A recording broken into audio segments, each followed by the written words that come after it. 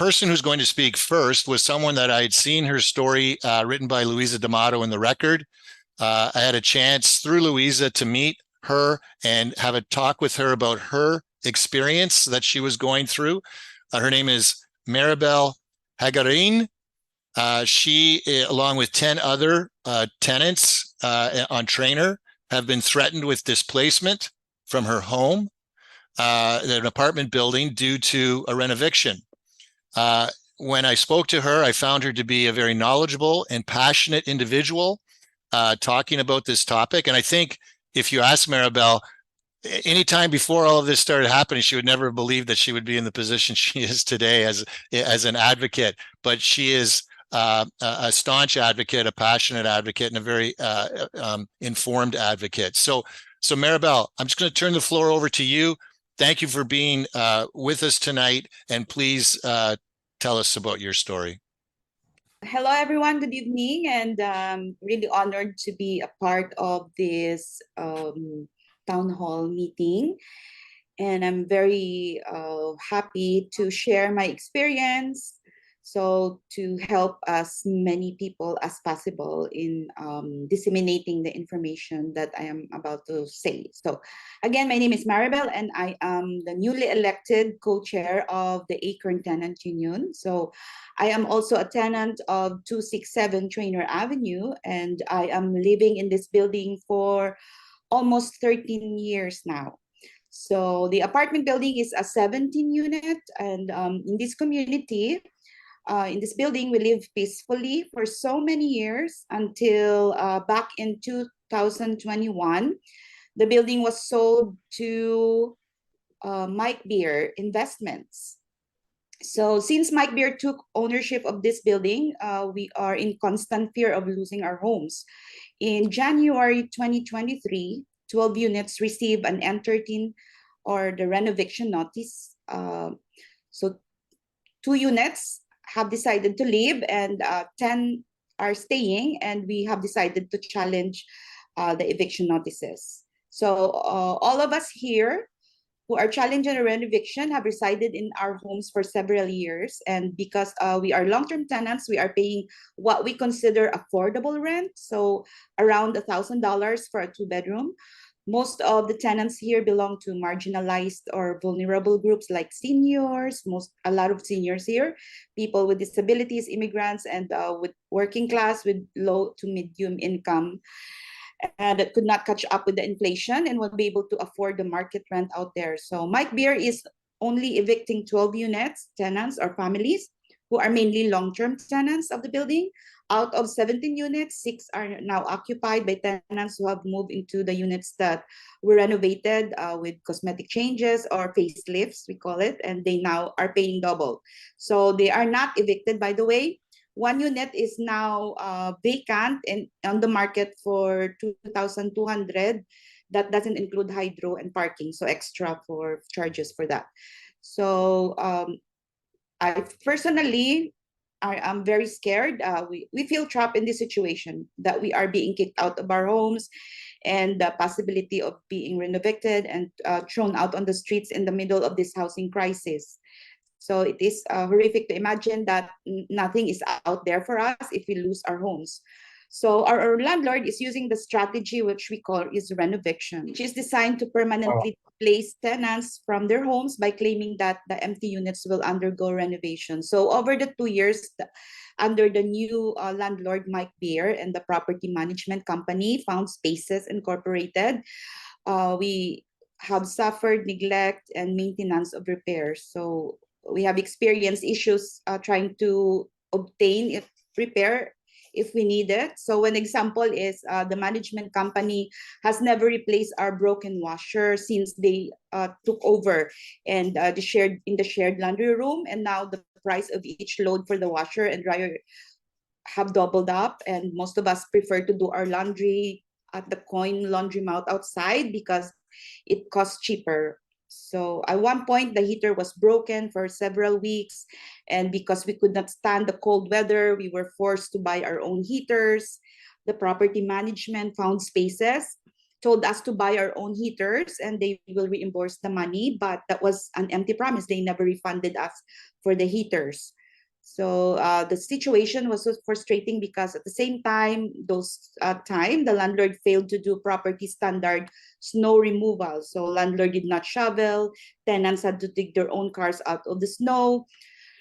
There was a time in the building when our hallways are filled with broken fridges sitting and obstructing our paths, and those fridges stayed there for almost a year. And if you break something, you just have to suck it up because you won't get any repairs at all. So when the new landlord bought the building, the first thing he did was remove our access to our storage lockers. And by a set deadline, if you fail to clean your storage, he will throw away the contents of your locker. So one tenant, his bike was thrown out of the garbage and he was even not aware of it. So when Found Spaces also stepped in, we received so many eviction notices, which frightened and confused us. This is not the first and not the only version of eviction notice that we received. Apart from the latest renoviction we are facing right now, we have received other version of the N13 way back, and we also received notices of N5, which we were sent to us for allegations of having extra appliances or storing our tires on the balcony after losing our access to our storage lockers. So we are pressured living into our units because we have allegedly broken some sort of rules, or one example here is if you own a satellite TV and you own excessive visitors, they just make up everything just to kind of frighten and harass you. So all these allegations are directed at seniors in the building. Personally, I received an eviction notice because the landlord claimed that I have an extra fridge in my unit and I have to vacate my unit if I don't correct my behavior in 2 weeks. So I told them that I'm not buying that, and so they leave me alone, and I asked them, why do I need 2 fridges in the first place? So our experiences in this building with our landlord and property management is total nightmare. So those attempts of kicking us out of our homes, intimidating us, and very exhausting and very stressful, right? So the strategy has been used on us to scare us. So we just give up and you just move out. So they, just to get over it. So, and then give way to them so they can renovate. And once we are out, we know that we will never be allowed to come back. So, and then, naturally, when we are out, then they can, with the newly renovated units for the new tenants, they can pay or rent it twice as much, right? So right now, we are challenging the Renoviction at the Landlord and Tenant Board. So we have requested the board to merge our cases and be heard as a group. And the Landlord and Tenant Board has been so kind, and they rolled out an interim order and granted us a group hearing. Until now, we don't have a hearing date, but now that we are fighting as a group, we have a better chance to face the landlord as a group, right? So we are going to be heard as well with the other building owned by the same landlord, Mike Beer, 199 Aaron Street. And yeah, so we decided as a group, we hired a group paralegal because that we kind of come up with that decision. So who will represent us and who will look after the legalities of this process. And I would like also to mention the help of the Social Development Center in the first stage of my journey. And they helped us with the eviction process, navigate this. SDC has instrumental in this journey because through the center, we were connected to City Council Jason Dinault of Ward 3. So Janaya and Jason came to our building to do an outreach program and numerous times, and they reassured us that they have our backup, and until now they're fully supportive and always ready to help us. So actually, the SDC is the one connected me with Acorn. So I was so happy when I found out that Acorn has opened a chapter here in Waterloo. So upon hearing the news that they were gonna open a chapter, I was really excited, and right away I joined the union. So I'm very thankful. Acorn Tenant Union is giving us a lot of strength to resist this renoviction. The education, the courage we have right now is coming from the knowledge that we have our community support, and the Acorn is here fighting for our rights. Thank you. Well, thank you very much for that. Just a couple of questions. For example, the fridges in the hallway, which obviously, and somebody in the chat had mentioned too about the fire code. Would you report any of these things to the city or the fire department to raise an issue? We didn't report it because we're just too tired of it. Like it happens all the time.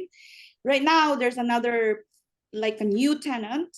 He broke his fridge for 2 weeks, and he threw like 400 worth of groceries. And he's a new tenant. He's already paying double. And the landlord is just ignoring it, and they give like a very little bar fridge. So that's how that's how awful. Okay, but let me ask you this, Maribel, because for other people or friends that they have that they can share this information, like before you had a change, before the change in ownership, you had an older landlord there that you were working under, and then you have this new landlord, and suddenly everything changes for you, and you've never really had to experience any of these things. And so was it, how did you get connected with Social Development Center then? Like, obviously that was important for you to get you started to fight back. Because I was scared, I did my own detective work.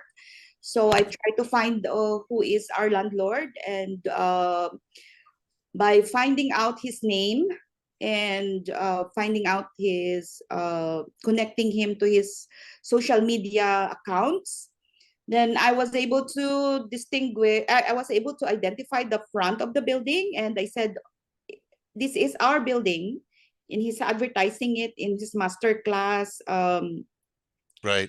web page.